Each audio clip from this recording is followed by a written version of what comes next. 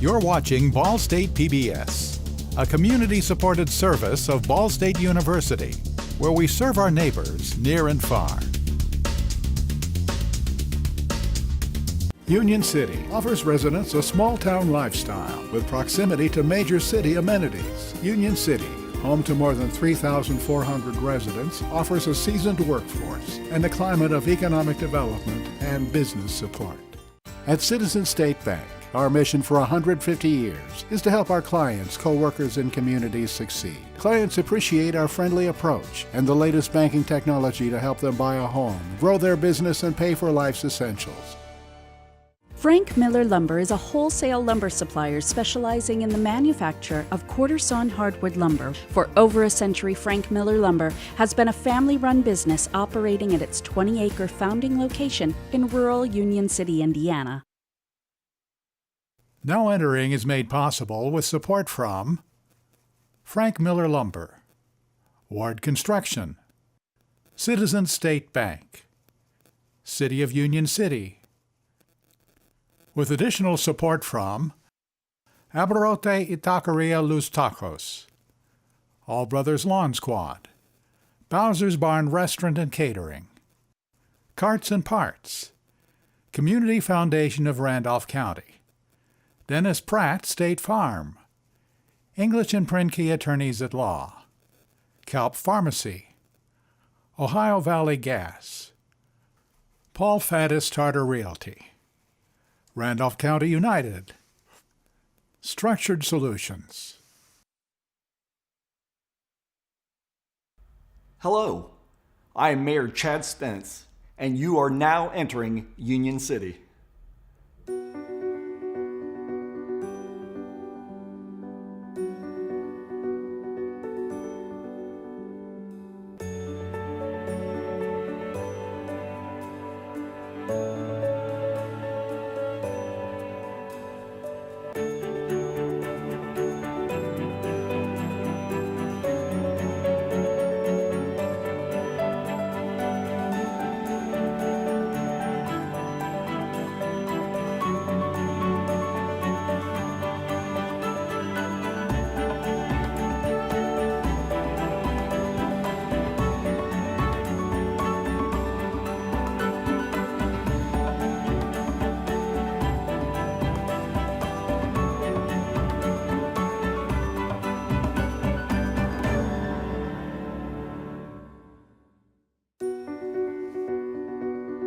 Due east of Muncie, Union City sits right on the border between Indiana and Ohio.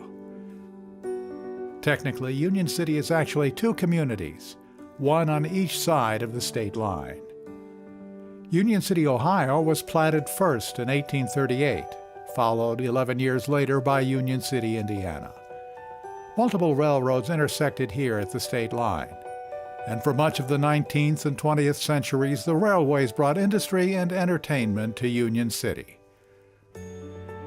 For many decades, the post office was about the only thing shared between the two sides of the state line. Until 2006, Indiana did not follow daylight saving time, making next-door neighbors an hour apart for half the year. Today, however, the relationship has grown into a strong sense of shared identity. The 5,000 people on either side of the state line tend to refer to their town simply as Union City. You'll find residents passionate about their shared community, including educational opportunities, a revitalized downtown, and a community Christmas celebration you'll have to see to believe. You are now entering Union City.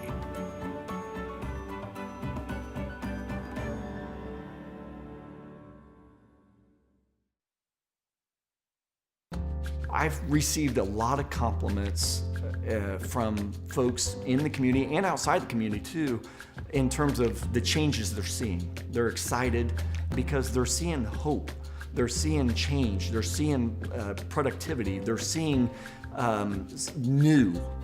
And new is a word that's not always commonplace in a small community. Vision Corner, which is what we call it now, and unfortunately it was called the Green Monster previously. That was one of the first things I saw as an opportunity for us to, if there's a way for us to fill this building and revamp it, completely rehabilitate it, bring it back to its former glory, we can infuse life hopefully into the downtown. And so it's this multi-collaborative project where we take a couple of great entities out of the school, KISS TV and Apache. And so that's just the first floor. And then the upstairs will be workforce development and training and career-focused education, post-secondary education, if you will, with Ivy Tech, where we'll be able to help meet the needs of local industry and surrounding industry at a much higher level. And then there's also esports program that's being worked on and developed in collaboration with Ball State University, which is also exciting because the kids are really amped about that. I'll be honest, I thought it was kids playing video games and that was it. It's much deeper than that, and there's a lot more that goes into it than that, and it's a great learning opportunity actually for kids. So it's a corner that's going to become a vibrant piece of the downtown and a source of life. With Workhorse, it's really cool because it goes back to our roots. I'm sitting in my office and Steve Shoemaker, who at that time was our fire chief, and he was just assisting in a city management role, had gone out there to check on something regarding his duties as fire chief, and he came back and he said, they've got some trucks out there that they built. I go, what? We thought it was an empty building. And they'd quietly been working on like some prototypes for all electric delivery vans. And I said, well, we need to find out what's going on. We need to build a relationship there. And so that spawned communication efforts with them and vice versa. How can we help facilitate growth? How can we help be a player in terms of helping you guys eliminate barriers and help find more employees for the area and help build out there what you're really seeking to build? Because let's face it, if they win, we win, and vice versa. Governor Isaac P. Gray served 2 terms as state governor for Indiana. But what's even more significant, beyond the many accolades that he achieved in his tenure with the state of Indiana and the United States, he actually played a significant role in having Monument Circle built in Indianapolis. And our last remaining attachment physically to Governor Gray is this 2-story mansion on the corner of Howard Street and Pearl Street that we sought to acquire because we had visions of restoration and it serving a purpose in the community. We have folks that come to town, they don't have anywhere to stay, and sometimes they need like mid-range housing. They're not looking to buy a house, but they don't want to stay in a hotel for 2 months. And so there's an opportunity for us to have 6 suites, maybe even 7, put into the Governor Gray Mansion, and which will help completely rehabilitate the mansion, but also make it a vibrant piece of the community again. You look at something like Vision Corner, you look at Governor Gray Mansion, and it's like, oh, it's done served its purpose. It's no good anymore, unfortunately. That's not true.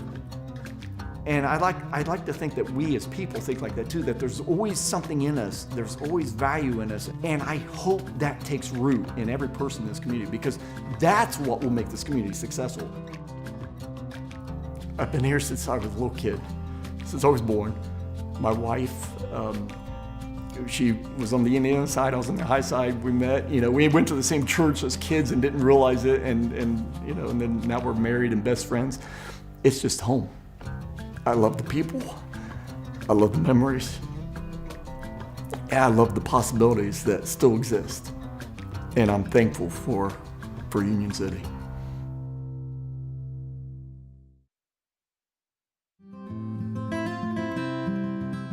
I went to a one-room schoolhouse over Greenville, and we had one teacher, and she taught all the grades. 1942, I got married and come to Union City. We lived on a little farm on the outskirts of Union City. My husband was a fence builder, and we lived there, and then we moved to town, and then we ended up living on West Division Street. I lost my husband, and I lost my only son, but now I got 2 grandsons, Blake Clevenger He's a computer technician here. And Troy Clevenger, he lives in Michigan, and he has 3 children. But I've had a good life, and I can't complain. When I first came to Union City, I didn't know anybody. But then I got busy with other activities. I got busy with church, sewing club. I got really busy because that's what I enjoyed. Art club. And that's what I enjoyed, doing things in Union City to keep busy. And now I love Union City. I like the people. I like what they got to offer, and you will get help if you need help. One day our ministers called, another minister, and they said, we need help. So they called a meeting at the help center and asked for volunteers. So I volunteered to help. So then another woman, Doris Fields, and I, we got busy and we started this organization.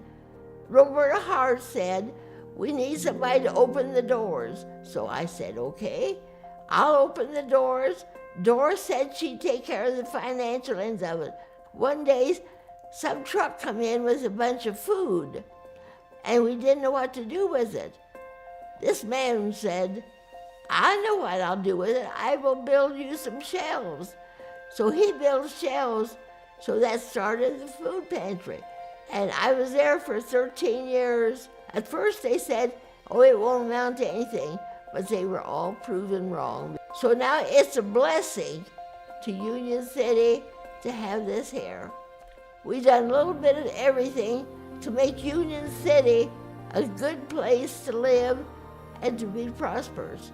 I grew up in a very poor family, and we didn't have very much.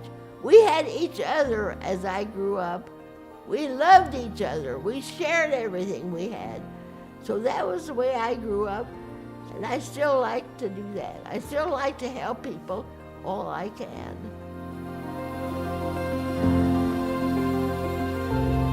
I live in assisted living in Union City.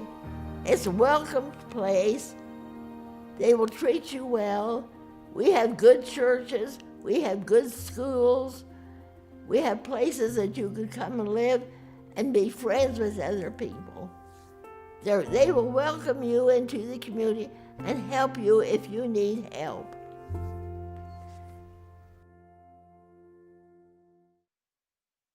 Hi, my name is Karen Carpenter, and I'm here today to talk about the theaters that were in Union City over the years.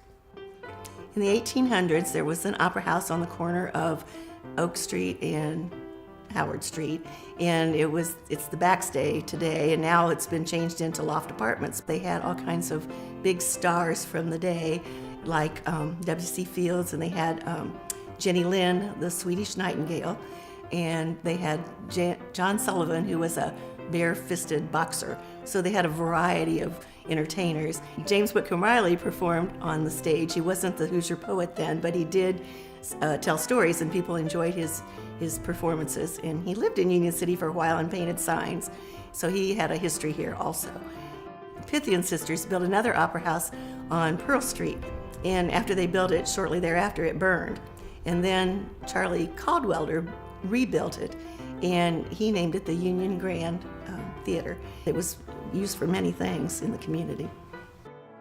They did have the funeral for Isaac P. Gray. He was from Union City. He was governor of Indiana and also ambassador to Mexico. And when he died, they brought him to Indianapolis, to Lyon State, and then they brought him to Union City for the funeral because it was the only place large enough to host that large of a funeral.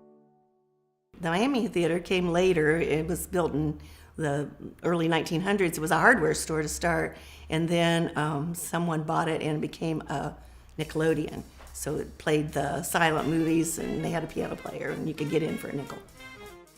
My grandfather was named Kenneth Sink, and he and his dad and brother owned 3 theaters in Greenville, Ohio. They started out there in the 1900s, and they were very progressive. They spent $9,000 on some equipment for the silent movies, and that was in 1920, which was a lot of money back then. And then my grandfather met my grandmother, and she was from Union City, so they moved to Union City. So then he leased, bought the Miami Theater first, and leased the Grand Theater for several years, and then he ended up buying it also. So after my grandfather bought the Grand Theater, he was, again, very innovative, and anytime things changed, he was, on the cutting edge, and he made history in movies because there was a new way of booking films, and he was the first one to sign on with RKO, and there was a big article in the paper, and that opened the gateway for others to do that. My grandfather passed away, he died in 1948 suddenly from a heart attack. So that led my grandmother and my dad, Benny Fuller, my grandma Mabel Sink, to run the theaters after his death. We had lots of stage shows and things, and all kinds of famous people appeared on the stage, both when my grandfather was living and then after he passed into the 50s. Count Basie came, and my grandma said, that old piano will not work, we have to have a new one, and she bought a brand new piano for him to play. And then after the theaters didn't have those stage shows, it came to my house, and I still have that piano that he played on. They also had big Nashville stars like Little Jimmy Dickens and Pee Wee King, the Shawnee River Boys. And the reason all these acts could come to the Opera House and to the Grand, we had 5 trains that came into Union City at one time. And so these performers were, on their way to Chicago or New York or somewhere, could stop by in our small town. We got to see things that we would have had to travel to the city for. The stage shows ended when they went to CinemaScope because the screen was 2.5 feet wider than anything they'd had before, and so that took up space that they would have had stage shows. You couldn't set up the band and the orchestra and stuff anymore. And the first movie they showed was The Robe, and it was a big deal. It was 3 hours long or something. They had an intermission, and it was a big thing. And people would stand in line around the corner to get tickets to go to the shows. My dad and my grandma worked all day. They had worked in the office during the day, and then I remember my mom had to iron 14 shirts a week because my dad had to clean up and then come back and take tickets and things. And I got to see any movie I wanted. I didn't have to pay. Sometimes my friends didn't have to pay. My grandmother ran a tight ship, and she was very strict. She was a tall woman, and I said she would have made a good school teacher, but she insisted that everybody that worked for her learn how to, good business. And so if you were in the box office, which I did when I was in high school, you better come out even in the evening for the number of tickets you sold and the money you took in. And you had to count it all out, and you had to count back change. Popcorn machine had to be cleaned out, it had to be a certain way, and if you didn't do it right, you'd do it again. But a lot of people went through there, high school students, and said that they really learned good business tactics, and my grandma was the reason. Since we have such a history, it is important to preserve the history of the theaters and things. Personally, I would like to see a mural done of the theater or some of the people that were there to kind of show that history to people that don't have any idea that that's what went on back in the day.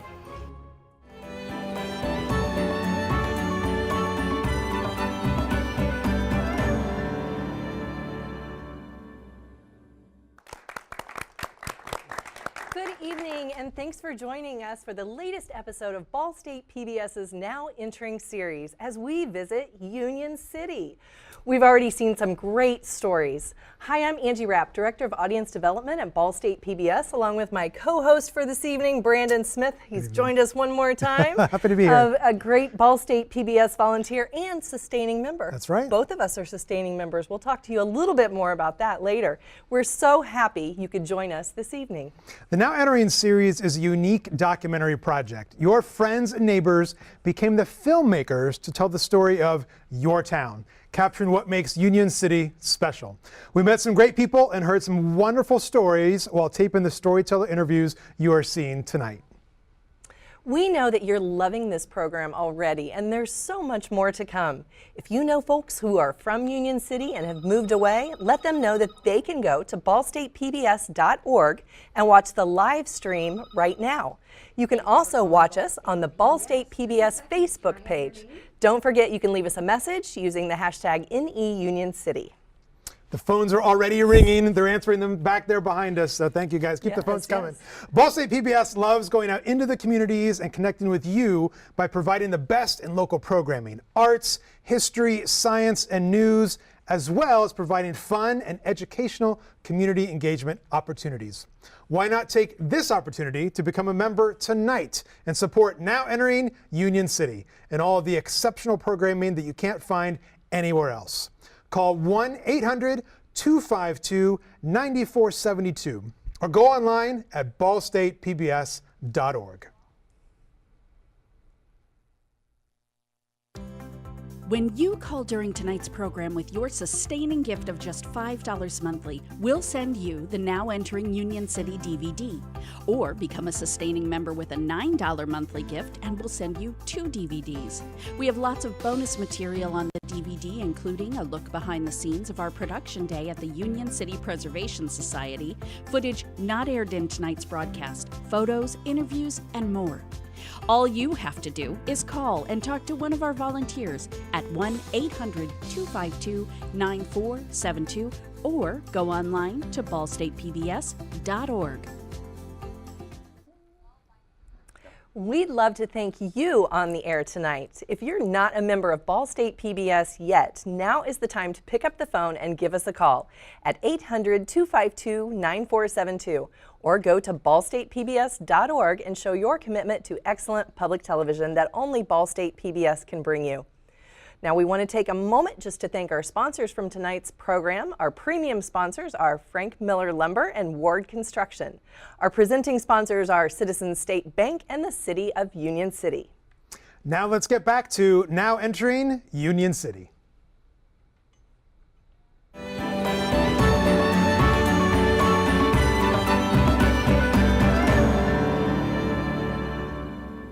Well, I would like to talk about opportunities for leadership in a small community and about the engagement that led me to working with preservation in Union City, the Preservation Society. JC's is an organization for young men. I was quickly picked up by some of the young guys in town saying, we'd like for you to join us as a member of JC's.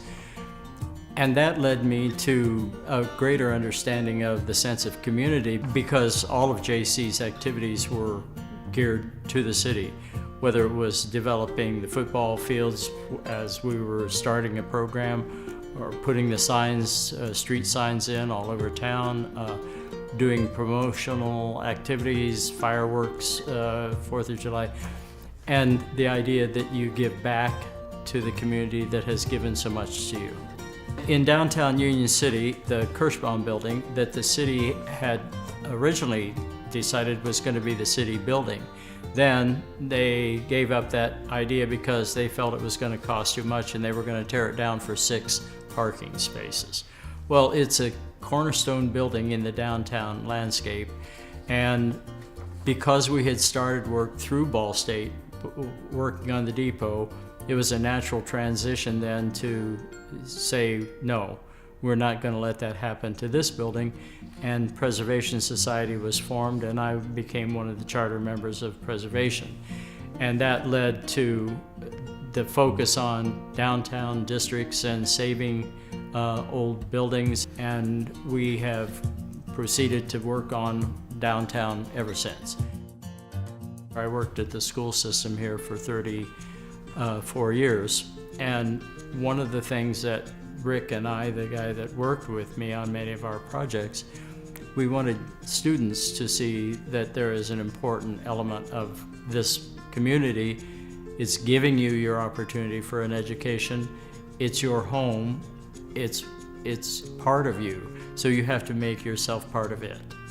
And so a lot of the projects that we did included the students in what we were doing. Almost all of the work that you see in this room and in the rest of the buildings that Preservation has worked on have been volunteers from this community, either monetarily or bricks and mortar. We had all of downtown Union City put on the historic register because when we worked with Indiana Landmarks, one of the things they remarked about was the fact that the upper floors of all of our buildings are almost intact as when they were built. And storefronts on the first floor level, change, and that's typical. But getting it on the register was one of our major projects. Union City, the name, is the result of the fact that this town was created because of 4 major railway systems from Ohio coming into this area. Indiana, they met here and formed Union City as they formed the union of those rail systems. That's why we're called Union City, and it's also called the Hub City. Our most current project is to create a statue in a new housing development in Union City for Governor Gray. Governor Gray was the 18th and 20th governor of the state of Indiana, and nothing has ever been done to recognize he was from Union City. So that's our mission, and the city has taken it on to establish this new housing district, and it's going to be called the Governor Gray Edition. I would say that we have had a renaissance in the last 5 years, and businesses are coming back to this area. Houses that had stood idle are being seen online because of technology. We have people here from Colorado, from Las Vegas, from places in California, from Arkansas, and that's within the last 5 to 6 years. And so we're seeing that there is a rebirth going on in Union City. But that cooperation that has always been there is now making new things possible, like Vision Corner, that will be a television studio and a business operated by the high school. I'm most proud of the fact that it is a community that gives people life and opportunity. There is no other place like a place in Union City that you will end up having a street named for you and for the services that you've provided to this community that you love. I'm Cheyenne. I'm on the Village Council, and I am also the Park Board Chair. And I've been doing that for about 5 years now. So I had moved down to Cincinnati to go to Miami Hamilton, and I had met my spouse down there and lived down there for about 4 years. We decided to have another child and decided to move back home. And home to me was the small town community, you know, where you knew everybody and you just felt safer. Definitely where I wanted to raise a kid. Whenever I had my son, I wanted to take my 2 kids to the park, and I got there and this won't do. Like, I can't, this is awful. You know, this stuff was old. There was only one thing my kid could play on. So I'd called the city building and I was like, hey, do you guys need help with something? Like, can I help clean it up, scrub graffiti? Can I help you find some grants? Like, what can I do? And I had the soon-to-be mayor call me, John Fields, and he said, hey, we're putting together this park board. I'm the chair on it. We don't have anyone else to sign up for it. Why don't you come to a meeting?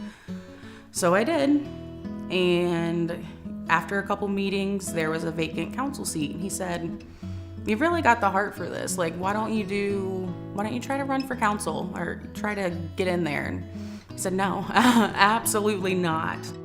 He had said, just give it a shot. So I did, and well, that was 1 term ago, and so this is now my 2nd term. So yeah, it has been a journey, and I've loved every bit of it. I actually had used that playground when I was in preschool through 3rd grade. They would walk over to that for their recess. The equipment hadn't been there for a long time. I had applied this year through Dark County Parks for about just a little shy of $12,000 for a grant, and I received it. And what's really cool is we've had the Union City, Indiana even offer assistance with installing it and, you know, being a part of it. Chad Spence was a big part of writing like a letter of support for me for this grant and being a big push behind it. I have worked on like the little blessing boxes. It's kind of like food pantry type thing. I have done the little library. It's at the fire department, and so I painted it red because it's at the fire department and the fire engine red, and it says get fired up about reading on the side of it. You know, I'll find books and keep it stocked. Charlotte's Legacy, that's my grandmother. She used to have a little grocery store right uptown, and I can remember being a kid and people coming in hungry and, you know, wanting and they didn't have money or they didn't have food, my grandma would go back and get a box and, give it to them and just kind of like pay it forward. So that's why the little blessing box, that's kind of where that idea was born from. So I think a lot of my heart of service comes from that. That and my mom, they were both very selfless people. I love Union City because it's home. It's where I grew up, where I was raised. It's where I chose to bring my kids back to be raised. And just to have that community feel where everyone knows everyone and everyone looks out for everyone. That's why I love Union City.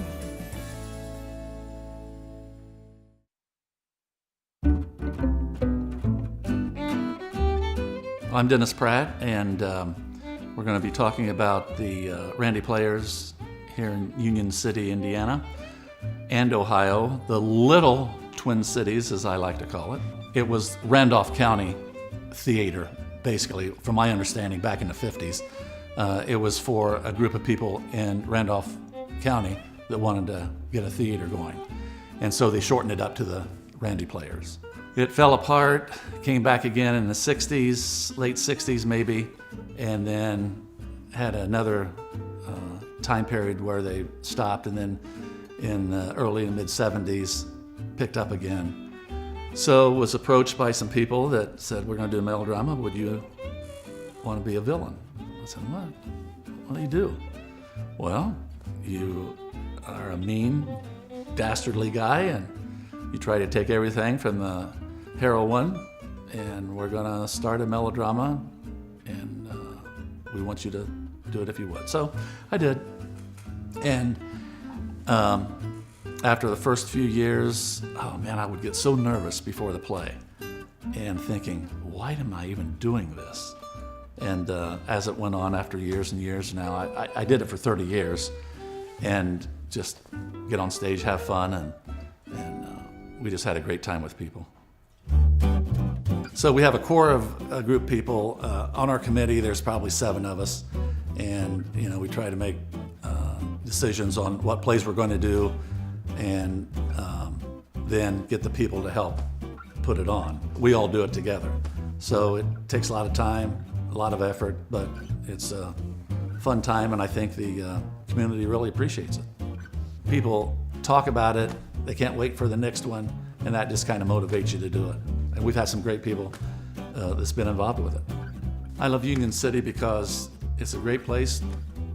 We've developed a lot of good friends, a lot of good people in different organizations, and it's the only place that I can think of that I can be a villain and be booed and be proud of it. I'm Brian Conklin. I'm the 3-term mayor of Union City and a lifelong resident. I didn't get a bicycle until I was in 7th grade. And so we roamed the community on bikes and whatever else, and up and down Columbia Street. And it was when you heard the church bells hit about 10 or 11 o'clock, you need to be headed home and whatever else. But it was one of those times where there was 20 or 30 of us just hanging out together. And that was the cool thing about growing up here, just a sense of community. I'm 6th generation of this area.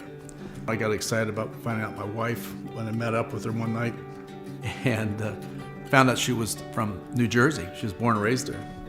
And I got excited because everybody in Randolph County, I'm pretty close to being related to them somehow, some way. My son was in school, and he was in various sports, so we had to spend in the concession stand, and we were standing there. One of the gentlemen I was working with, he was on council. And I was complaining about some of the things that was going on. He goes, well, you need to run for council. And so there's a young lady with me there at the same time, and her son was in sports with mine. And she goes, I want to get involved too. And she goes, well, you need to run for clerk treasurer. So we both ran and we won. I was on council for 4 years, and I didn't see anybody that was really taking an interest in running for mayor, and so I ran. And it was very tough that very first year, because we lost 50% of our operating budget, and it was one of those things that you had to make a lot of hard choices. 12 years later, when it turned out pretty good, and we had received roughly about $45 million in different grants for projects around the community. The nice thing that happened was the current mayor, he followed my footsteps and just went on cleaning up the downtown and you know, this project with the Vision Corner, really it's a compliment to this community and what can happen. I love Union City because it's not only home for me and my wife, but my family, my son and daughter. Having both my kids in this area it speaks volumes because of what this community had brought for me. They feel the same thing. And, you know, it's the presence of the people that just make this a great place to live. I'm John Schmidt, and I was an instructor at Union City Community High School for 33 years, and just luckily fell into creating the KISS program.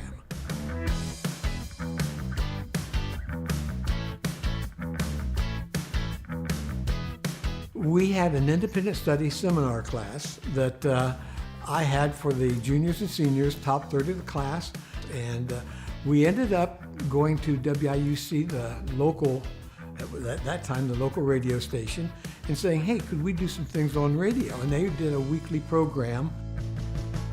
We saw a use of some of the equipment that was donated, a little porta pack and a camera and a tripod, and nobody was using it. Basically, they'd gotten it for the athletic department. And so our kids and I picked it up and did a program, and we liked it so well, we ended up saying, okay, let's see if we can put this on the local cable. And that started the whole process of where KISS is now.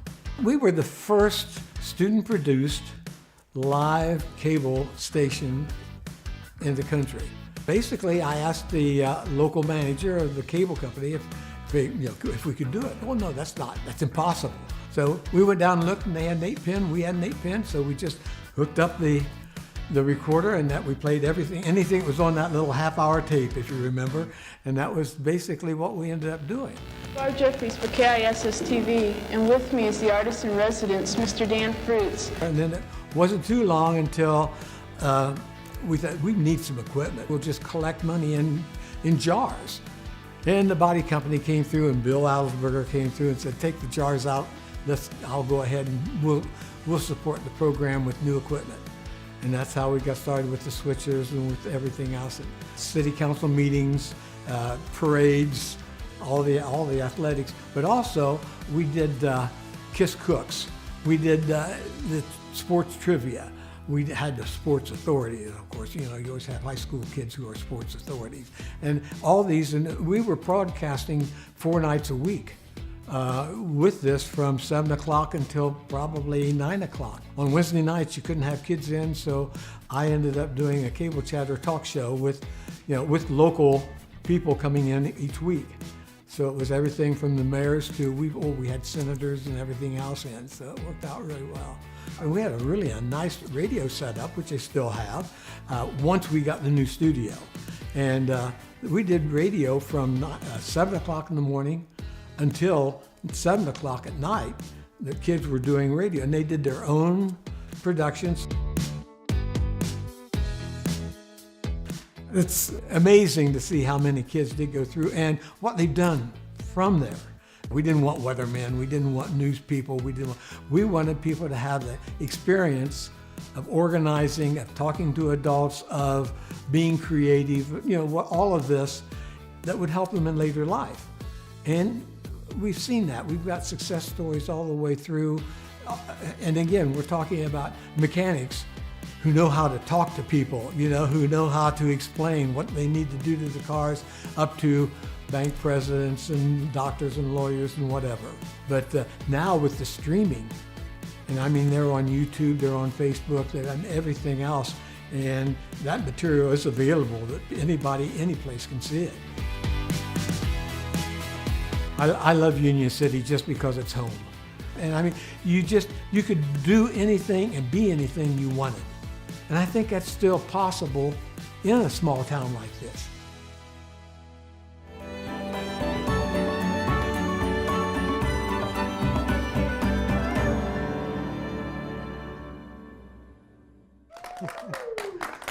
Such great stories from Union City tonight. There are actually some familiar faces behind me here. You may have seen one of these familiar faces in the segment we just watched. Such great stories from Union City. Thanks for joining us tonight for Now Entering. We'll be back in just a couple of minutes, but first, I'm Angie Rapp along with Brandon Smith once again, and we are taking just a quick break from the program. Thank you so much for joining us this evening for Now Entering Union City, the latest episode in our Now Entering series.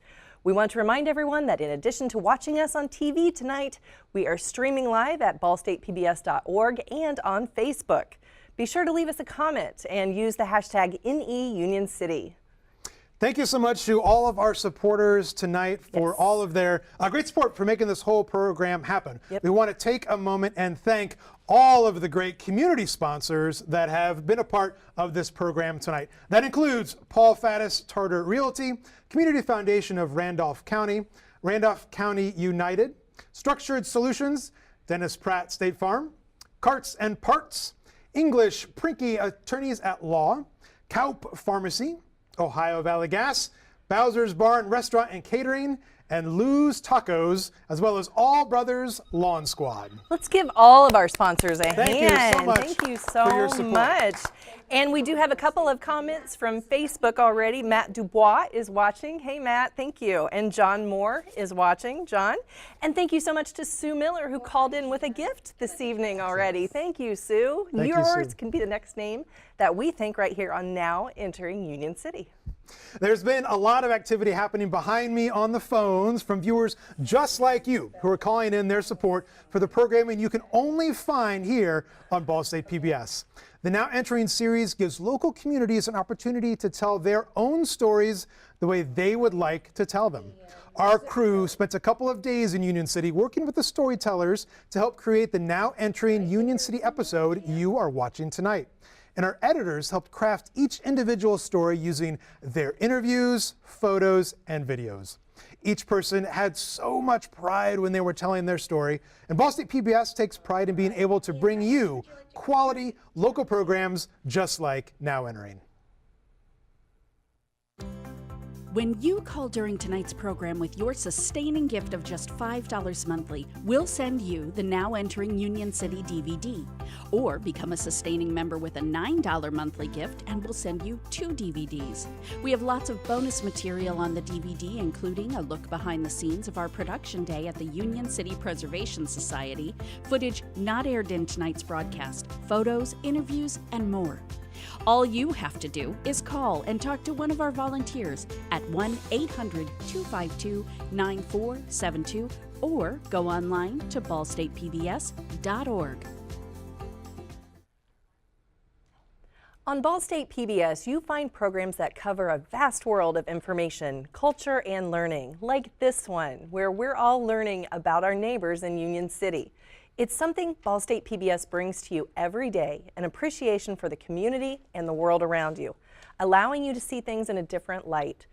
Member support, like yours, is especially important and powerful as we plan more local programs, outreach, and initiatives.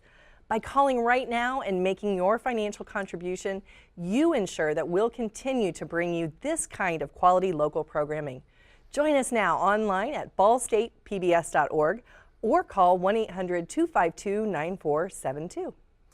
Everyone can benefit from access to arts, nature, science, and innovation.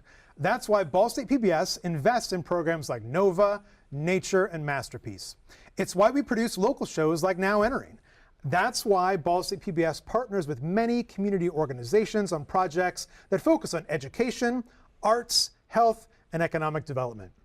When you make your donation online or over the phone, you're ensuring that everyone has equal access to the programs and resources here on Ball State PBS. If you're already a member, thank you for making all these experiences available for everyone in our community. If not, please make your contribution today, 1-800-252-9472 or ballstatepbs.org. Remember, we are also streaming live, so if you have friends or family that don't live in our viewing area, they can still watch us online at ballstatepbs.org or on our Facebook page.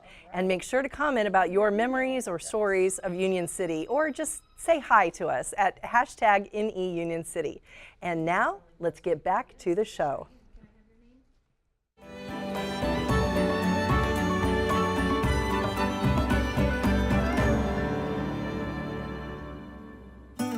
I started coming to Union City about 2 years ago to help the Mississinawa Valley High School do community art projects and teach them photography. So Ashley Osterman is the art teacher there. She got a grant from the Ohio Arts Council to bring in a visiting artist. And it evolved into a mural on a viaduct wall over in Union City, Ohio. And we led the students through a project of what were their feelings and thoughts of community in Union City. And they came up with a theme of day to night and city to country. So the mural depicts country life and city life. And if you watch the sky change in the mural, it goes from daylight to night. The Indiana-Ohio distinction border was invisible to them. They're like, this is the community. And they end up drawing, I believe, 50-some individual drawings of things that they thought represented Union City. It's 10 feet tall by 50 feet wide. So it's a pretty significant size of a mural. But it's on a very busy street with no sidewalks. So it's the street and then the wall. And so for unveiling, they blocked off the road, and the fire department and the police department were out cooking hot dogs and hamburgers. We had ice cream, and we blocked off the road, and about 500 people from the community showed up to welcome the mural and look at the mural in details. The students were just so excited because here are all these people in the community seeing their artwork and celebrating it. So they've embraced it, the community's embraced it. Everyone goes out, and still they drive by, everyone slows down and looks at it when they drive by. So even, a year and a half later, people are still excited by it. Once I got involved with that part of the community and doing that community project, I got involved with Indiana side of Union City and the Arts Association of Randolph County. So they're doing arts throughout the whole county. As I've been working more with Union City, there are established artists. There's the Art Hub, which sells art by local artists. There is the Art Music Entertainment Organization, which does the concerts and things in Union City. We realized there needs to be an organization not taking over them, but promoting the arts from Union City. So we formed the Arts in Union City Alliance, and partnering with the individual artists and artist businesses in the city to promote arts in Union City. To me, art is part of the lifeblood of the community. You can't have a thriving community, in my mind, without art. You can spend all your time being business and keeping the streets clean and all that and making it pretty in terms of looking like a postcard, but you have to have art to give it life. I love Union City because it's a small town with a big heart that loves art.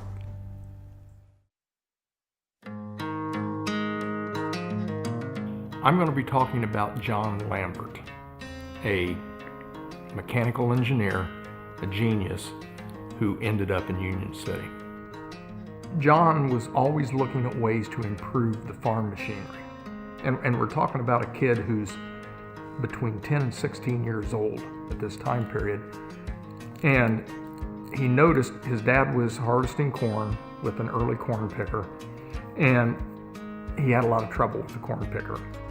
And John looked at it and studied it while his dad was out picking the corn, and when he came back in that night, he said, I think I can fix that. He had made different parts for it, refined the parts, whatever it is he did to it. There's no record of what he actually did to it, but his dad took the corn picker out the next day and it ran flawlessly.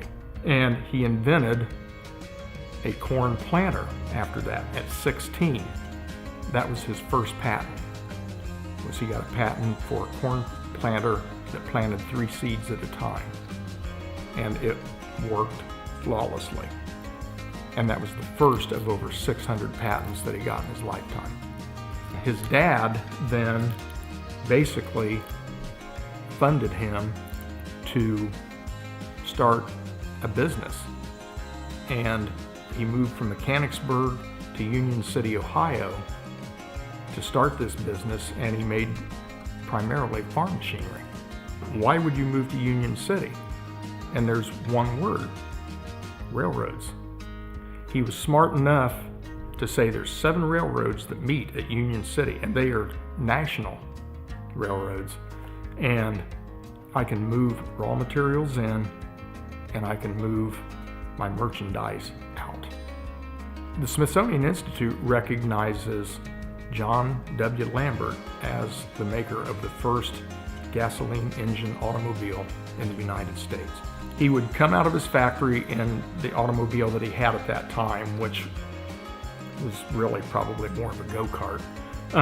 But it had a gasoline engine, and he would come up Main Street, turn on the state line, go back out 571, and then turn back to where his factory was at. It was approximately 2 or 3 blocks that he had this test track, and that he terrorized the population driving his automobile.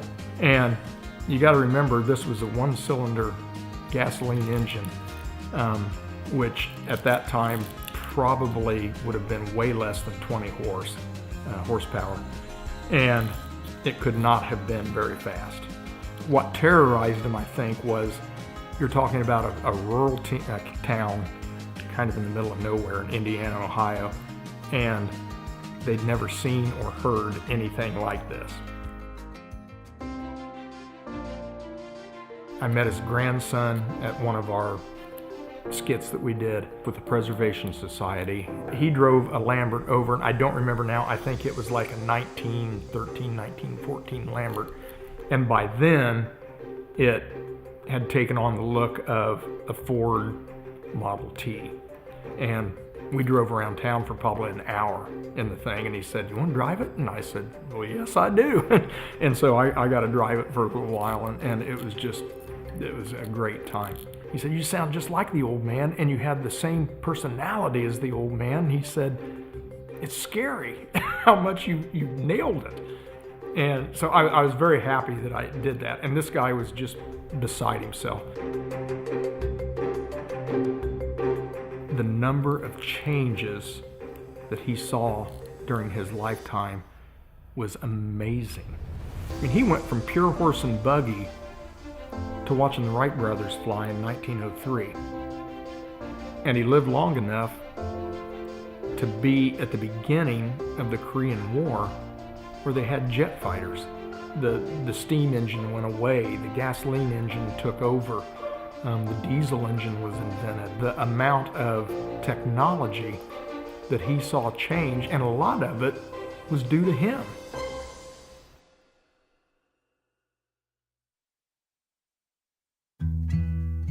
I'm Shelley King, and I'm here to talk about being a business owner and a longtime Rotarian. Growing up in Union City was awesome. I have such fond memories of my childhood. It was just a warm community. I mean, neighbors knew neighbors. You went out and played in the neighborhood until dark, until your parents called you inside. We played tag and red light, green light, and all of that. Everybody knew everybody, and it was a great time. Downtown was bustling. I came up with my parents, and we would shop on Saturday mornings.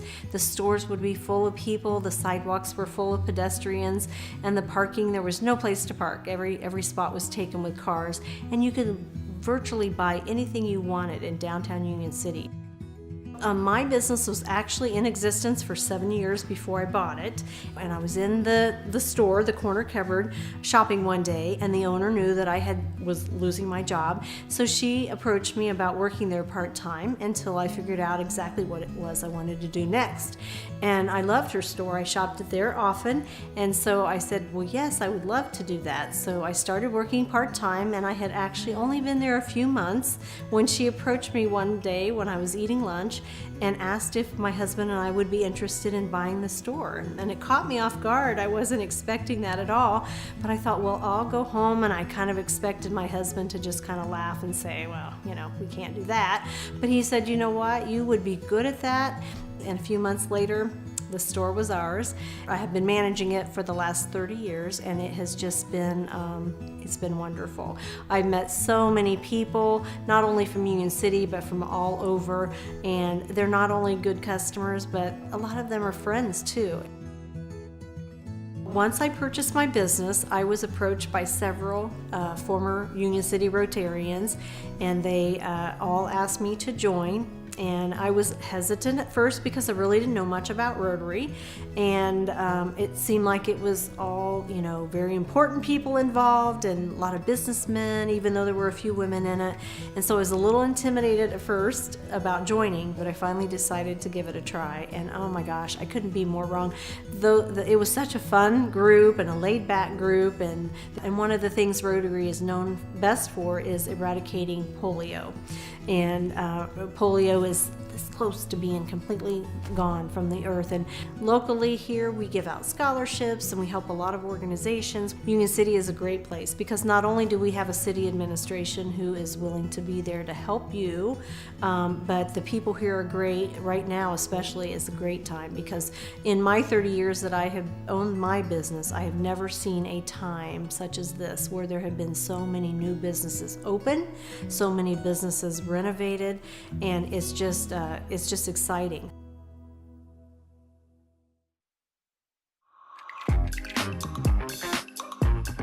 My name is Becky Keel. I'm the business and marketing teacher at Union City Junior Senior High School, and I'm here to talk today about the DECA program at Union City. So these are students who are enrolled in business and marketing classes, and it's a co-curricular organization that kind of teaches leadership and community involvement and just giving kids experiences, and then of course preparing them academically for after high school. We are one of 2 schools in the state of Indiana that run 2 school-based enterprises. School-based enterprises are a part of DECA. What they do is students run a business during the day and they learn as they run the business. The teepee was started by Tom Johnson. I have to give him a shout out. In 1974, the teepee started on a cart in the gym foyer. They sold like little snacks during lunch. And then when they did a remodel sometime in the 80s at the high school, they built on a store to the classroom. And so kids would go in during lunch and it's a class and they run the school-based enterprise, the teepee. So in 2 years, we'll be coming up on the 50th anniversary of the teepee. In 1988, a young lady, Cheryl Van Camp, who was a student at Union City, went to a conference and saw this screen printing. And she was like, Johnson, we need to start this. Like, we need to start a screen printing business. So in the corner of the classroom, Cheryl Van Camp, who now teaches with me, decided that she was gonna do this. And so Tom's like, let's do it. So in 1988, they started Apache Design, which is a screen printing business, but we've now expanded. So these students get to travel, see different things, see things outside of Union City. They attend leadership conferences. There's also competition where they compete in something that they know a little bit about. I have seen so many students who have gone through the program go out, start their own businesses. We've had people who work on the Ellen DeGeneres show. We've had people work on the Shark Tank. Just some of the experiences they've had have allowed them to move on past, Union City and given them the confidence to be able to go on and do other things. As you drive up Columbia Street about 3 years ago, there was this big green building that had been abandoned, basically. Ball State came, their architecture, their master's program came and did the history of the building, and they wanted to try to change it into something. And they came up with this idea of Vision Corner. DECA and KISS TV have been around for over 50 years. They wanted to get it uptown and let the community see what types of things that these 2 education areas do. And so Vision Corner came out of that. And so we're gonna be moving uptown.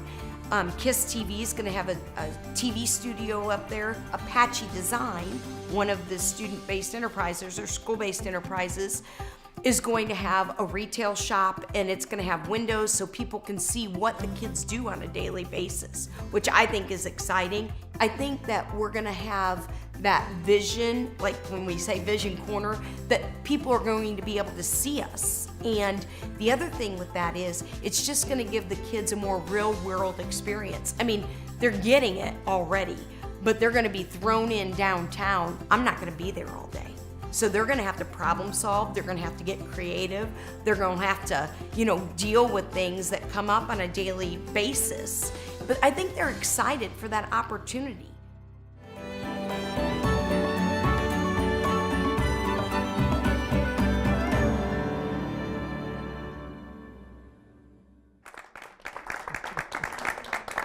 Thank you so much for joining us. We will be back to the program in just a moment. We heard a little bit from Becky in that last segment, and we're going to hear from Becky a little bit more here. She's live with us in the studio. Ready in the studio. She's been answering phones. I heard her tell my boss that she wants my job. I'm a little worried. She's a firecracker. And I heard him say yes, so I'm a little worried about that. Sir, can we talk later? Off camera, please. Thank you. Thank you so much for joining us tonight for Now Entering Union City. I am Angie Rapp, along once again with Brandon Smith, coming to you live from the Ball State PBS studios on the campus of Ball State University. It has been so much fun celebrating the stories of Union City. We are here tonight celebrating local stories, your stories, with Now Entering Union City. This kind of show is unique to public television. No commercial station is going to take a deep dive into your community to share stories of your history from your friends and neighbors. Local stories play an important part of exploring and understanding our world, and Ball State PBS is proud to bring this program to life. Support this work tonight. Call 800-252-9472 or go online at ballstatepbs.org. And one of the great Union City volunteers behind us on our phone bank, if they have phones available, the phones have been ringing like crazy, they will take your call and help you contribute to Ball State PBS. Now we want to take a minute right now to thank those of you who we've already heard from. Now on Facebook, Tina Dubois said that she loves learning about the city, or the history of Union City, and it's fascinating. Thank you, Tina.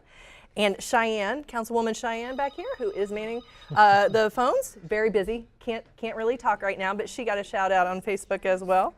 And Tina Root, says, wonderful program. Thank you so much for your comments on Facebook. Keep them coming. And I've got a few more thank yous. A big thank you to George and Tanya and Jan and Steve and Tina. Thanks to all those folks for calling in to give your support tonight. Absolutely. Keep posting your comments at #NEUnionCity. We want to hear from you. And if you have friends or family who can't watch the show on TV, we are streaming the show live on ballstatepbs.org and Facebook.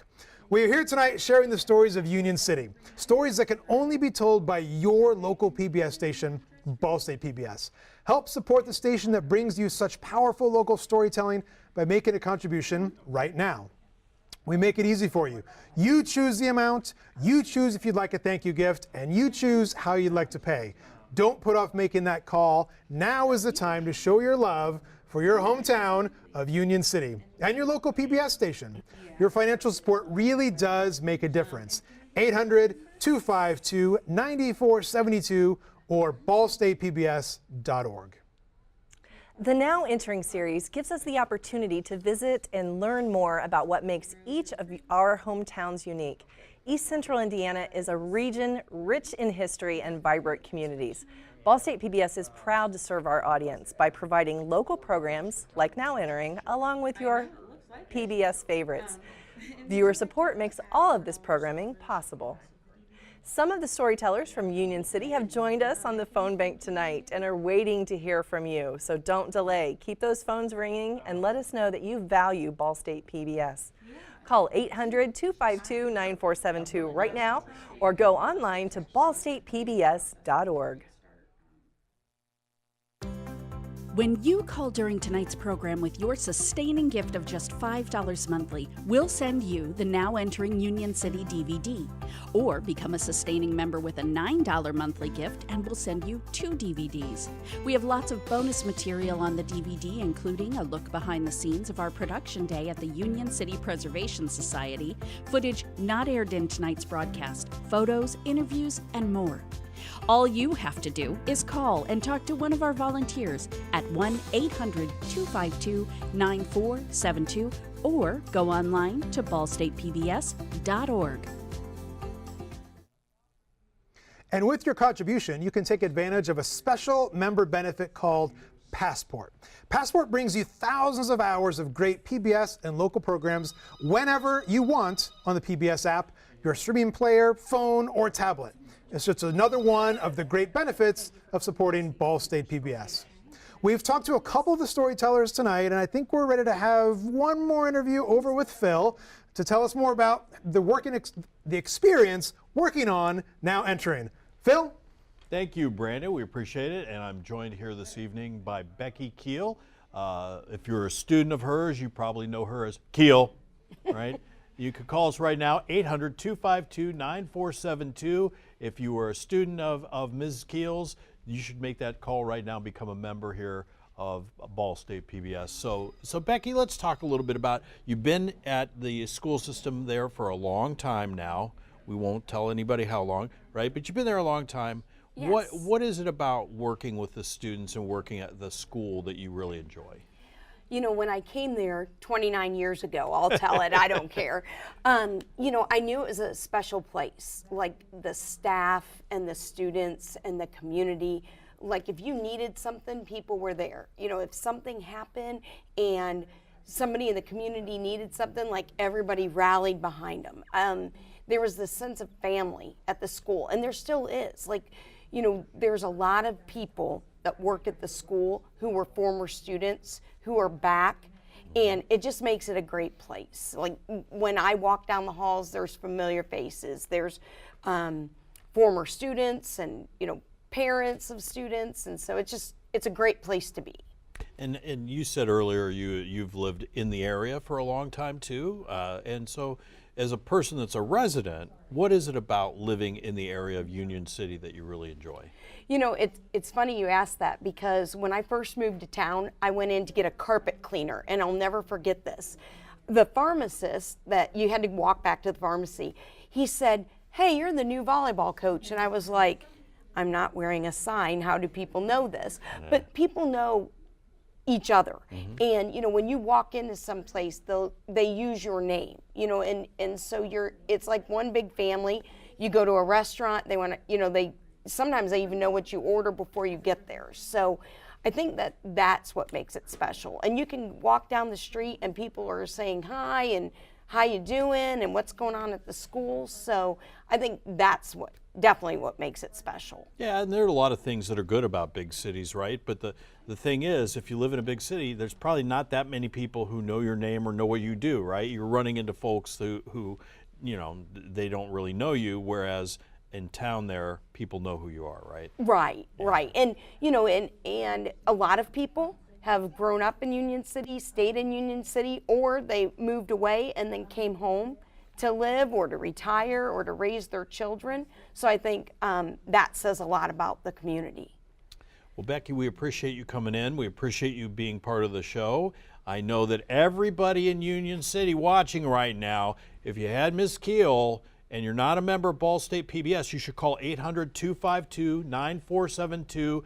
Call and say, we love Ms. Keel. This is why we're calling to become a member. And if you really didn't like her and she gave you an F, you should call 800-252-9472 and become a member, and let us know that too. Becky, thank you for joining us. Thank you so much for having me. And back to you, Brandon and Angie.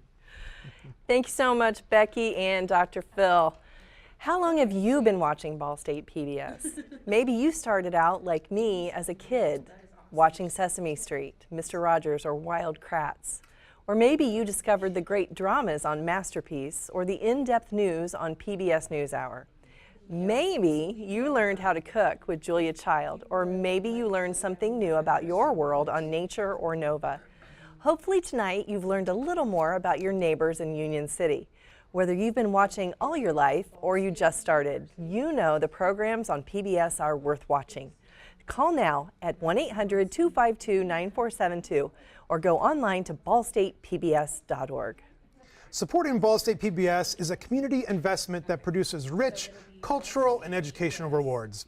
Your generous support allows us to create and distribute the very best in television and online content that educates and engages. Whether you're a passionate fan who wants to support your favorite program, a parent who gives because you trust us to provide kid-friendly programs, or a viewer who contributes so everyone else can enjoy arts and culture, you are helping Ball State PBS build a lasting legacy. Every contribution keeps public media independent, creative, and strong. Call 800-252-9472 or go online at ballstatepbs.org. When you call during tonight's program with your sustaining gift of just $5 monthly, we'll send you the Now Entering Union City DVD. Or become a sustaining member with a $9 monthly gift and we'll send you 2 DVDs. We have lots of bonus material on the DVD, including a look behind the scenes of our production day at the Union City Preservation Society, footage not aired in tonight's broadcast, photos, interviews, and more. All you have to do is call and talk to one of our volunteers at 1-800-252-9472 or go online to ballstatepbs.org. Ball State PBS fosters a love of learning and stories that matter. The Now Entering series allows us to go into the communities we serve to find these unique stories and bring them to you, told through the voices of the people that live there. It provides a special opportunity for community volunteers to share their town's unique features, organizations, arts, schools, attractions, local folklore, and more. If you're enjoying this great local program this evening, let us know by making that call of support, 800-252-9472, or you can go online to ballstatepbs.org. Our wonderful phone volunteers behind me are waiting to hear from you.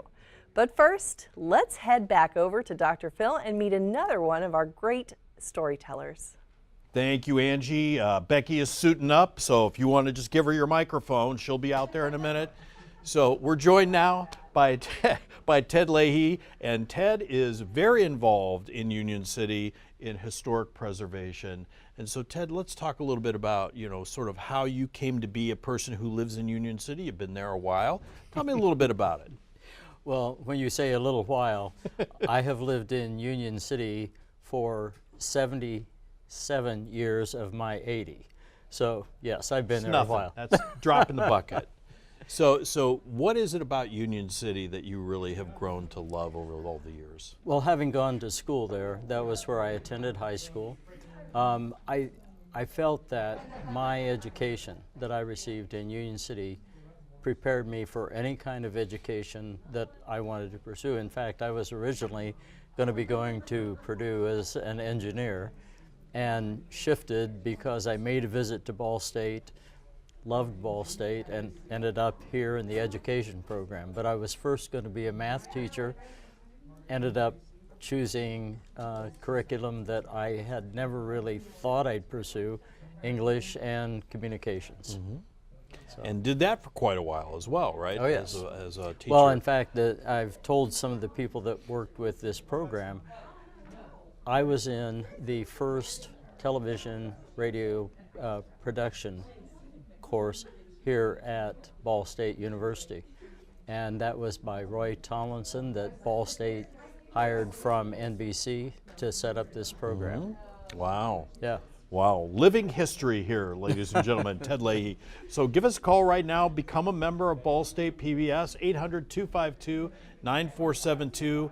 Ted, we really appreciate you participating in the project, and we appreciate all your work here for helping us tell the story of Union City. Well, thank you. And that's it for us. Back to you, Brandon and Angie.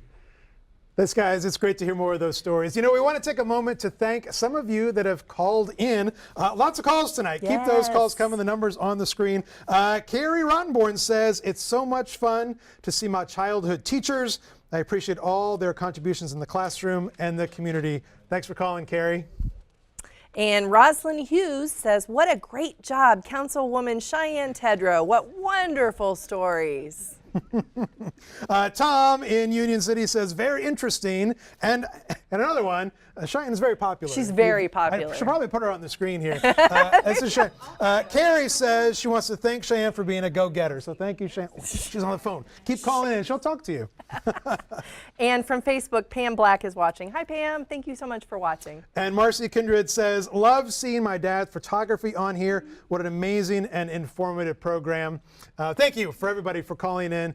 There's still time to call in with your support for Ball State PBS. Absolutely. We also want to thank our premium sponsors tonight. That includes Frank Miller Lumber and Ward Construction. Ward Construction is a family-owned business specializing in the construction of new homes. The newest community, the Governor Isaac P. Gray subdivision in Union City, Indiana, will feature modern designs, open floor plans, and will be built on oversized lots. Frank Miller Lumber is a wholesale lumber supplier specializing in the manufacture of quarter-sawn hardwood lumber. For over a century, Frank Miller Lumber has been a family-run business operating at its 20-acre founding location in rural Union City, Indiana.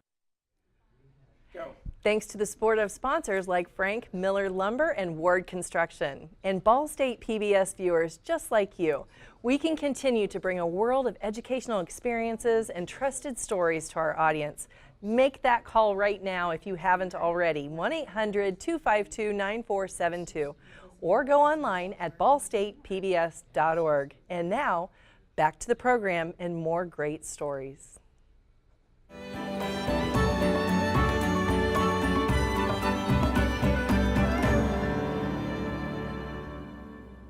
I'm Shelley King, and I'm Publicity Chairperson for Community Christmas. I have been involved since the very beginning, so this is our 17th season, and it's been exciting to watch this event grow from a small little section of Harder Park being lit to the entire park being lit.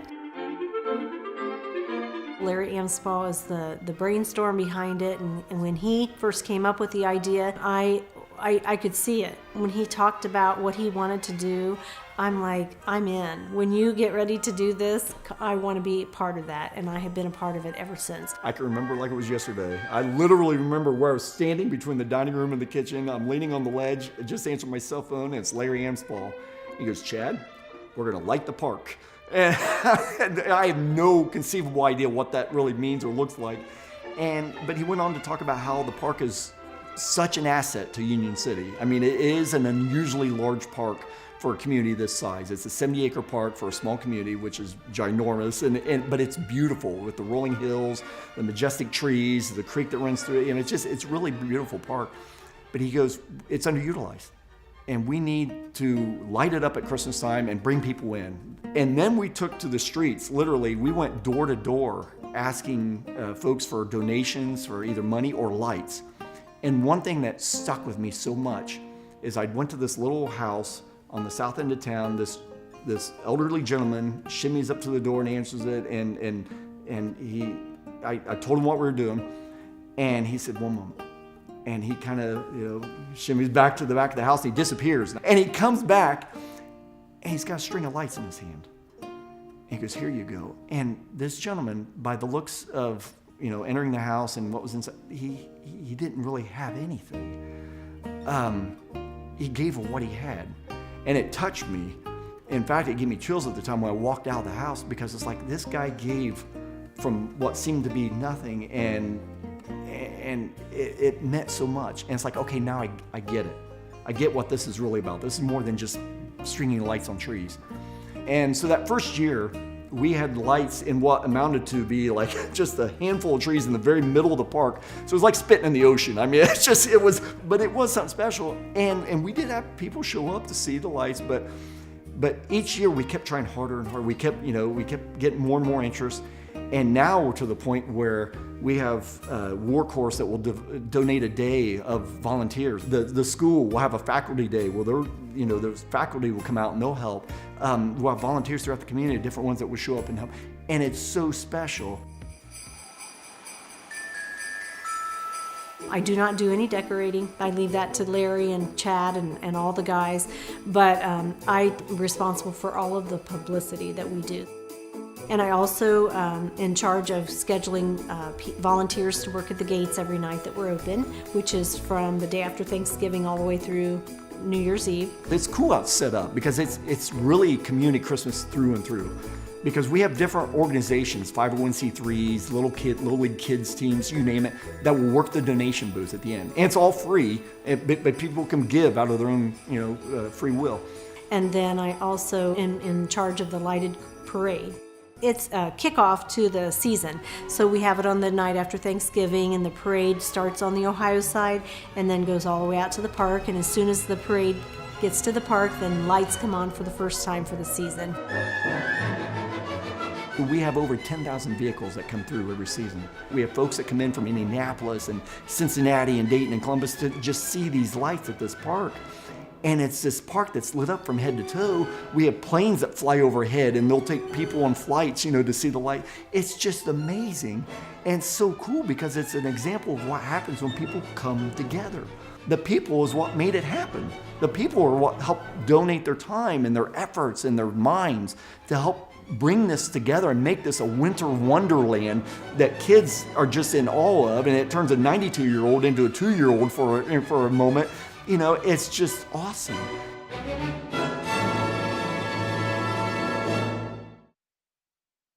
Hi, I'm Aaron Black. I'm here to talk about Union City and our great school corporation, Randolph Eastern School Corporation.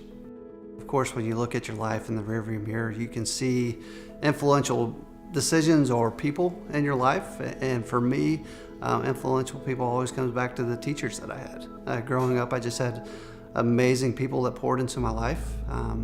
When I got into high school, I had the luxury of having Ted Leahy as a freshman, and he's just a person that just loves this community and really cultivated a love for the community and others. I had coaches all along the way. I played football and basketball, so I always had good, solid mentors in my life that not only challenged me, but also gave me an understanding of what it was like to serve others.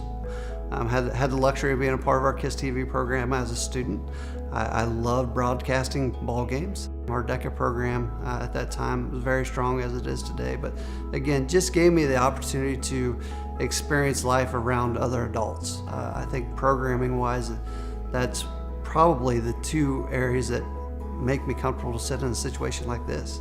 When I graduated from high school, you kind of leave your will, and one of the things that I left, and it gets brought up a lot of times, is that I said someday I'll come back and I'll have the keys to this place. And I don't think when I said it, I meant as far as where I'm at now, but it was always something on my mind that I thought I would end up back at home. So yeah, I graduated from Ball State, had a great undergrad experience there. Was at Monroe Central for a couple years, worked under some great mentors there. Spent some time in Jamaica doing some service work there, and then when the opportunity arose to come back home to be an assistant principal in 2012, I took that job, and it's kind of all she wrote from there. We really make it our mission that just because you're from Union City, a small school in East Central Indiana, you should have the same opportunities as students in the Donut, the Carmels. We just take that very personally. Project Lead the Way is all about teaching kids how to work with one another and problem solve. Our second or third grade students, one of the challenges they're given is how to build a cast for a young person that has a broken arm or deficiency. So they all develop their own plans on how to build a cast for this hypothetical other young person. So that they have to work together to develop those plans. And then on the back end, when you see our high school students that are in computer science and they're talking about coding, they're coding robots that we now see working at restaurants, right? They are learning that language, and that starts pre-K with kids just having like language and inspiring them through the opportunity to work with others. In our STEM program, it's unique in the fact that every one of our teachers in our elementary building are trained in this program. So that means every teacher and every student experience it multiple times throughout the year. Because again of that effort and the things that we've done, we've been recognized nationally the last 3 years. One of 8 schools in the country last year that were recognized as a distinguished Project Lead the Way district. Education is going to evolve, especially at the secondary or the high school level. We have a responsibility to make sure that students understand why they're in school, and inspire them earlier. And we've got to do that by getting them outside the four walls of the school and experience what world looks like, right? What are the job opportunities right now? So when they get to high school, they understand, I really want to be in a KISS TV program, and I love those opportunities. And their high school should look a little more like a college experience as far as having the freedom to go out and do some freelance type work, some opportunities to work with others on a larger scale. If you walk the hallways of our schools, we've done a phenomenal job for years of growing our own. A lot of the people that work in our building are Union City grads. And in a world right now where there's teacher shortages and employee shortages everywhere, we've not been impacted by that too much because we have young people that want to come back, and they're kind of in line to come back and work in our building. So that's really positioned us well because our people love the community they grew up in.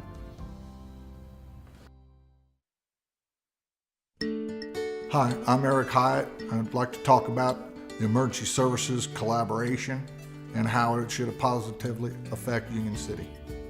I started my career 42 years ago with Union City, Ohio Fire Department. And then, and even before then, each of these fire departments were built independently of each other.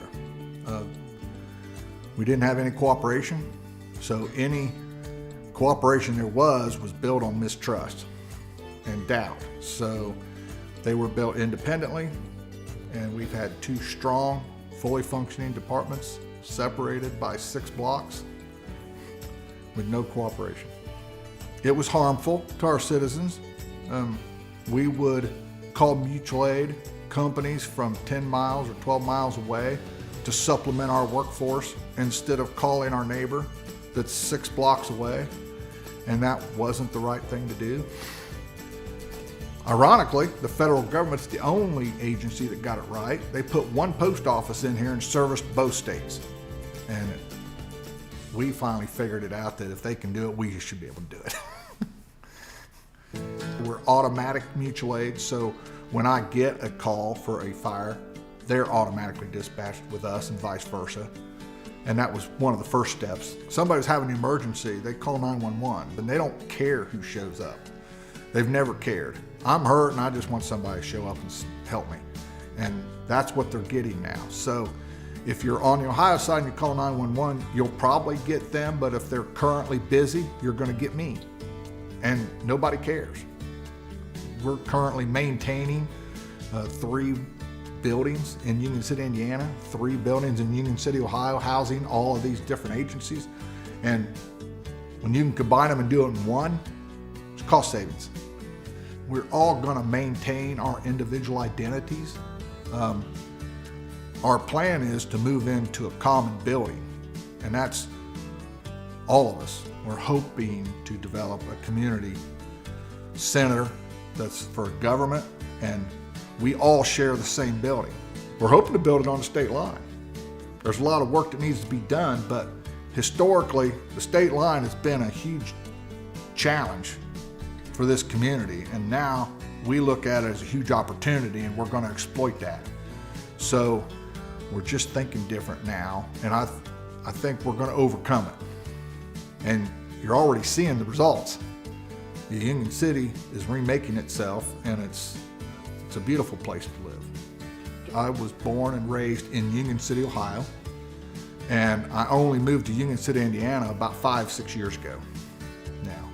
I've always been in this community. I love Union City because it's my home. It's always been my home, and I'm just so excited about where we're going, and I'm happy to be a part of it.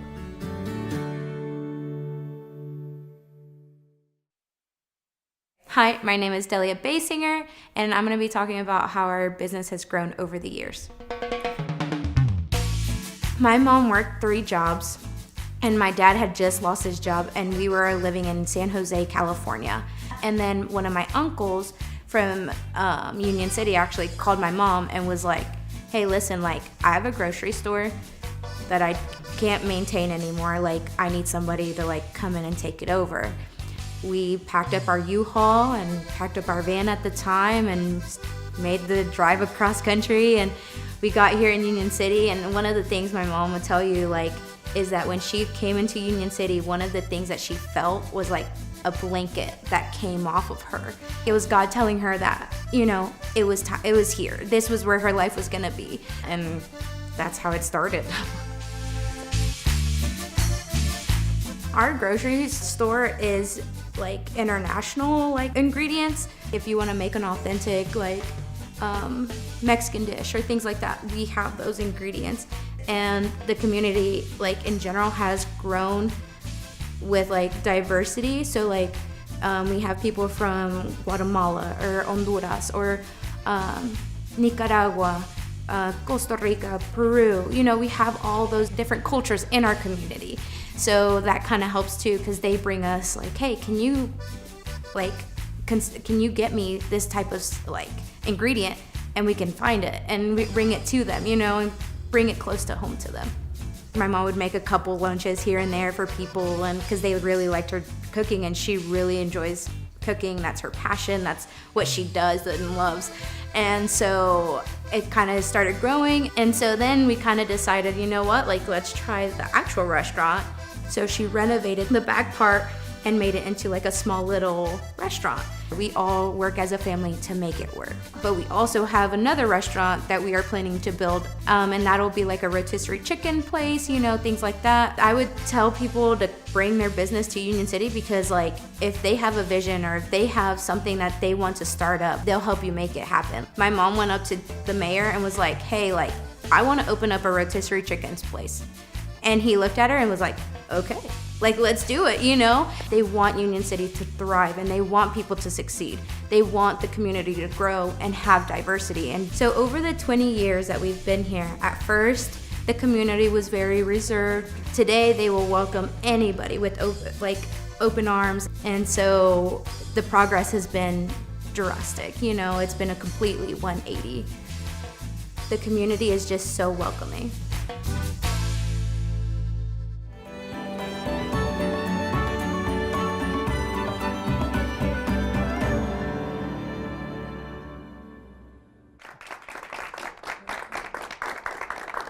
Everyone has a story to tell, and we heard some great ones in that last segment. Thanks for joining us for Now Entering Union City tonight on Ball State PBS. I'm Brandon Smith along with Angie Rapp, and we're so happy you could join us to celebrate stories from Union City. Thanks so much to the people and the town of Union City for participating in this series.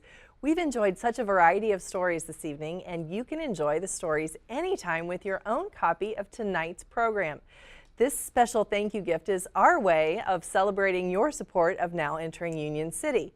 The DVD includes additional material that you won't see on tonight's broadcast, including a look behind the scenes, footage from the Ball State PBS studios, photos, and more. And all you have to do is call in and talk to one of our wonderful phone volunteers at 800-252-9472, or you can go online to ballstatepbs.org.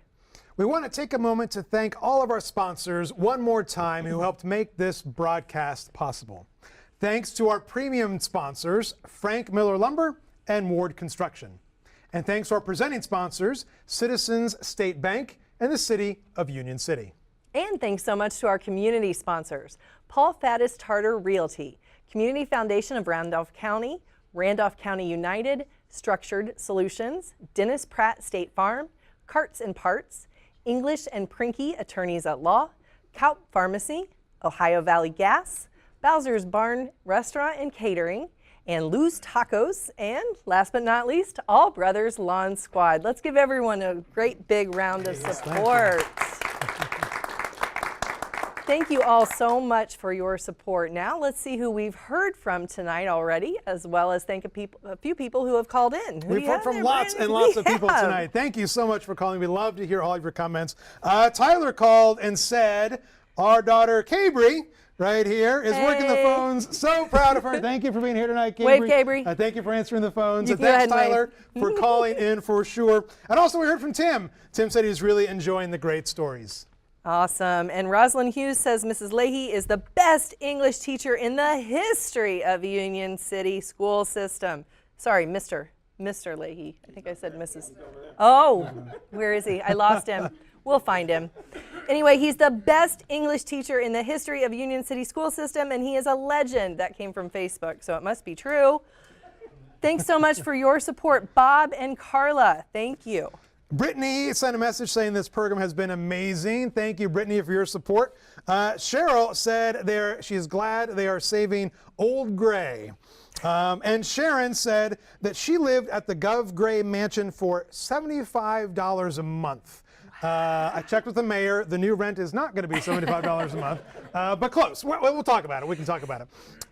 Anyone else there, Angie? Yep, absolutely. Linda DeHaven says this has been such a great program highlighting the town we love. Great job to many of our friends. That came from Facebook. Thank you, Linda. I mean, honestly, I don't want to diss any of the other towns that we've covered.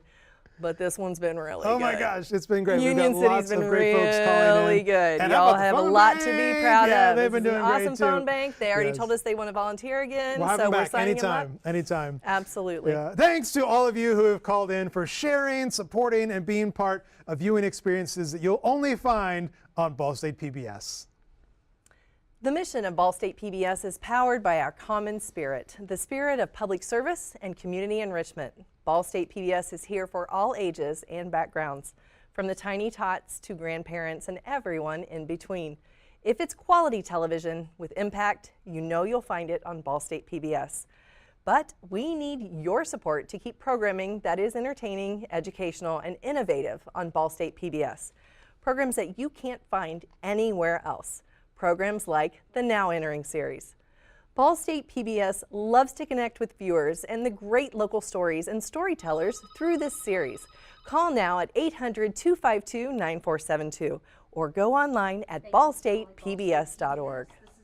Part fundraiser, part community builder, part historical and cultural documentary, and part day in the life video scrapbook. Now Entering shares the local legends, historical happenings, and backyard secrets of our towns.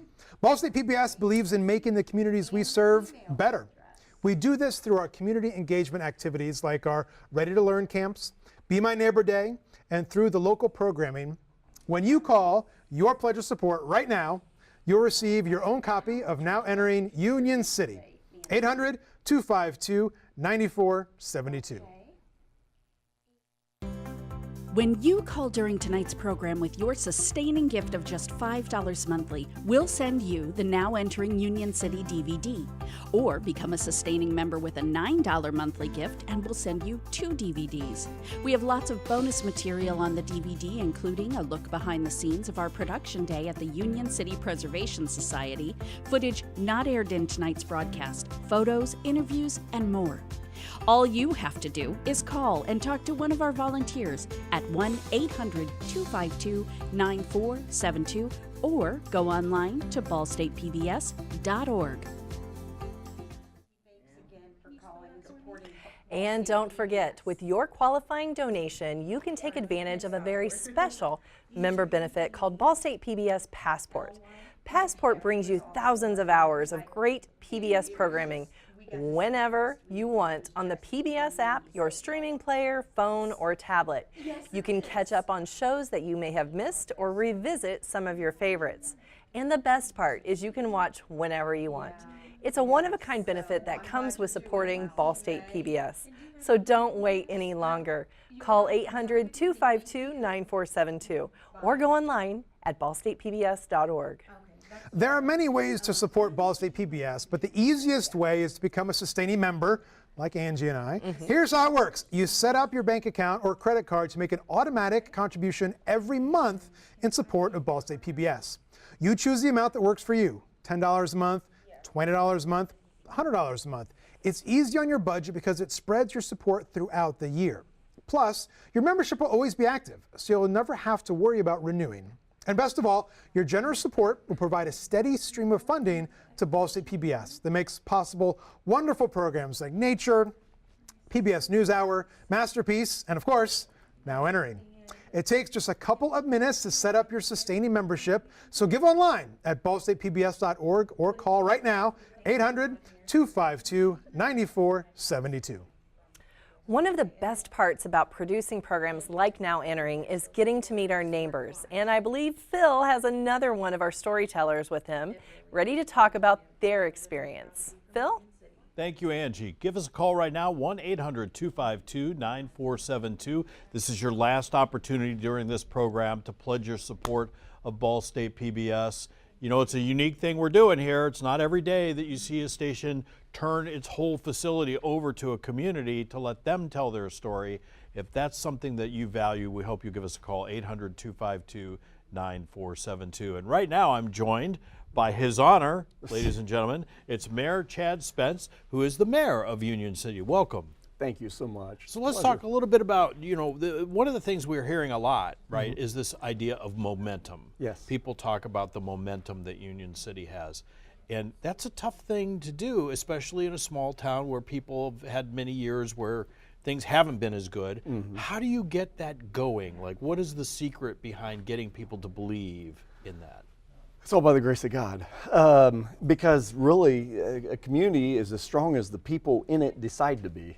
That's really what it boils down to. And it's awesome. It's been humbling and inspiring for myself to see youth and to see adults and to see our elderly, you know, folks of all ages come alive with, you know, hopes and thoughts and ideas and possibilities and come together, really. I mean, in all honesty, all the things that have been done, that have been accomplished has been through the grassroots efforts of the citizens in the community.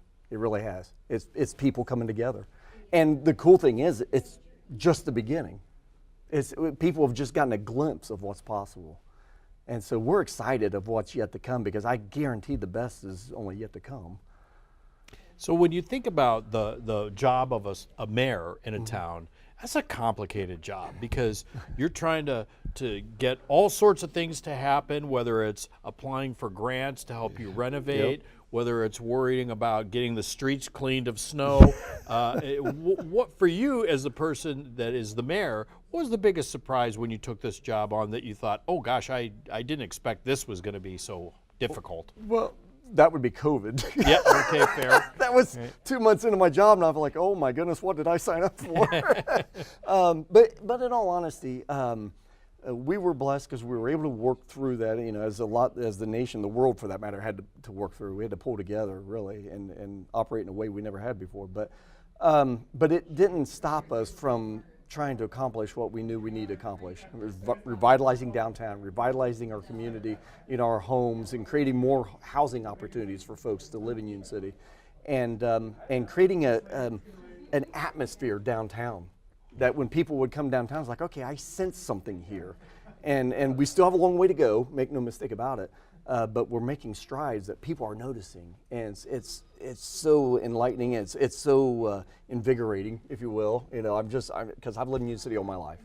And I'm so thankful to have called Union City my home all my life. And I always use the old adage I'd used or had heard about Disney.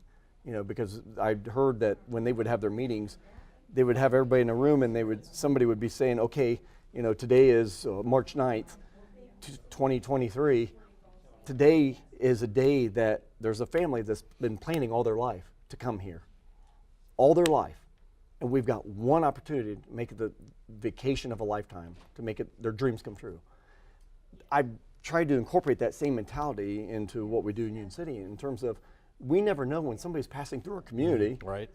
And it might be the first time, and it might be the only time they pass through Union City. We've got one chance, we've got one opportunity to make it a wonderful experience for them, and to give them, you know, a great memory of when they pass through. It's like, you know what, this is something special. I like this community. Yeah. Well, Mayor, we appreciate you being here with us tonight. We appreciate you opening the city up for us to do the program.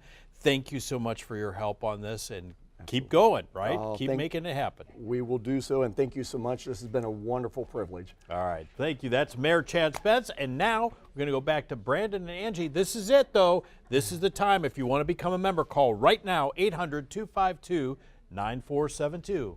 Angie, Brandon. Thanks, Phil. And Mayor, we appreciate it. Ball State PBS has been part of our community for more than 50 years. We went on the air first on October 31st, 1971. Think back for a moment to all the places you've been and the experiences you've had with Ball State PBS through that time. We've taken you on a deep dive into subjects you want to learn more about with Nova and nature, given you the best seat in the house with Masterpiece and great performances, and provided your kids an opportunity to explore new ideas with Molly of Denali and Daniel Tiger's Neighborhood. We're a trusted community resource that you've come to rely on. Call now to make sure that we can continue to bring you these programs. 800-252-9472, or you can go online to ballstatepbs.org. When you call during tonight's program with your sustaining gift of just $5 monthly, we'll send you the Now Entering Union City DVD. Or become a sustaining member with a $9 monthly gift and we'll send you 2 DVDs. We have lots of bonus material on the DVD, including a look behind the scenes of our production day at the Union City Preservation Society, footage not aired in tonight's broadcast, photos, interviews, and more. All you have to do is call and talk to one of our volunteers at 1-800-252-9472 or go online to ballstatepbs.org. If you haven't made that call, there is still time. The phone bank is ready. They're getting rowdy back here, but give them a call. The number is on the screen. Thanks again to all the sponsors who support this program, and thanks to all of you who called in and joined the Ball State PBS family tonight to support the programming you love. We've got lots of folks to thank. I'll kick it off. Kim Knox says, Union City is a great place to live and raise a family. Thank you to the storytellers and PBS for highlighting this so well. Kim, thanks for calling tonight. Absolutely, and thank you so much to Evelyn for your call of support tonight. George Abel, watching from Florida, says he's proud to make a donation in honor of all the teachers, public servants, and wonderful people from Union City.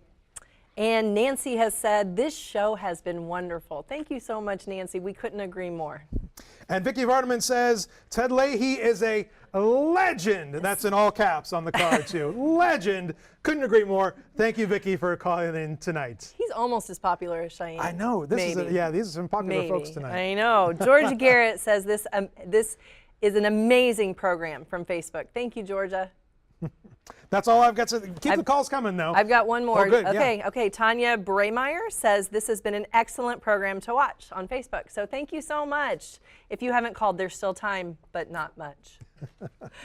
If you're currently a member of Ball State PBS like I am and like Brandon is, whether you give every month or every year, thank you. Every contribution you make to this station strengthens our community. By that, everyone has equal access to the resources here on Ball State PBS. And it's our pleasure to provide you programming that you trust, programming that informs and entertains, programming that makes a difference. An easy way to support Ball State PBS is by becoming a sustaining member. As a sustaining member, you never have to worry about renewing your support. You sign up to have your contribution automatically deducted from your bank account or credit card, and then it's all set. It just takes a few minutes to set up your sustaining membership. Call now at 800-252-9472 or go online at ballstatepbs.org to let us know you support the shows only Ball State PBS can bring you, like Now Entering. Thanks again to the wonderful residents of Union City for sharing their stories and for volunteering their time. We've had some great fun with the folks in the studio tonight. And if you haven't made that call yet tonight to support Ball State PBS and the local programs you can only see here, there is still time. 800-252-9472 or go online to ballstatepbs.org.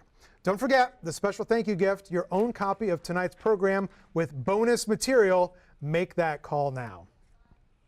There's still time, but not much, and we do have someone on the phone, but I don't know if we're going to be able to get their name in time. Whoever's on the phone, thank you so much. Give them a special thank you for us. What's their name? Keaton. Thank you, Keaton. Thank you. Last minute at the bell. Absolutely. Now Entering is a special local program because it's your town, your stories told by you. We hope you've enjoyed learning more about Union City, and if you want to see your town on this show, let us know.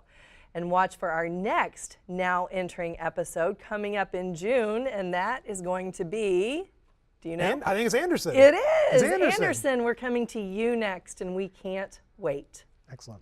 Thanks for joining us tonight, and thanks for supporting your local PBS station, Ball State PBS. Thank you so much, everyone. Thank you. Good night.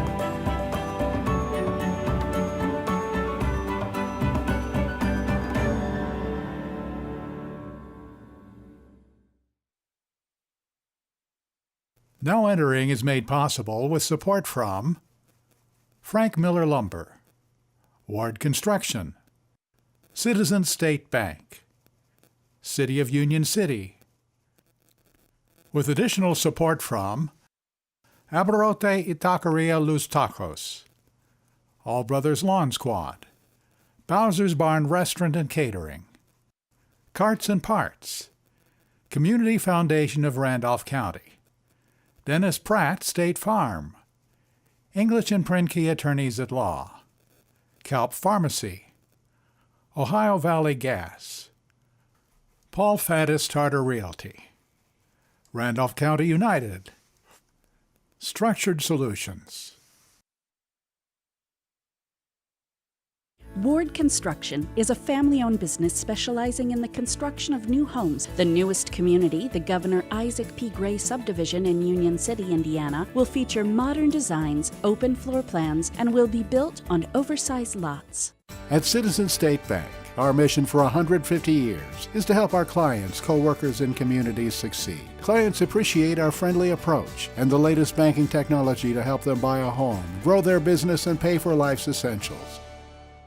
Union City offers residents a small-town lifestyle with proximity to major city amenities. Union City, home to more than 3,400 residents, offers a seasoned workforce and a climate of economic development and business support. Here's what's new this month with Passport.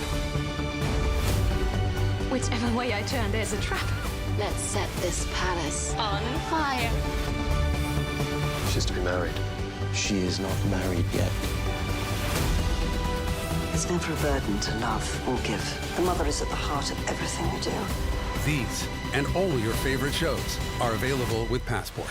Support your PBS station and stream more with Passport on the PBS app.